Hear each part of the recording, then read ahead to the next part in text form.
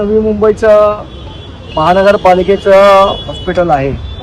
या हॉस्पिटलमध्ये आज सर्व कामगारांनी सन्माननीय राजसाहेबांचं नेतृत्व स्वीकारून या युनियनची स्थापना, महाराष्ट्र नवनिर्माण महानगरपालिका कामगार समिती स्थापना इथे केलेली आहे. मी या सर्व कामगारांचा मनापासून धन्यवाद देतो आणि आश्वासन देतो सन्माननीय राजसाहेबांच्या वतीने की त्यांच्या सर्व न्याय्य हक्कासाठी आमची युनियन ही सदैव त्यांच्या पाठीची असेल आणि प्रशासनाचे लढणार.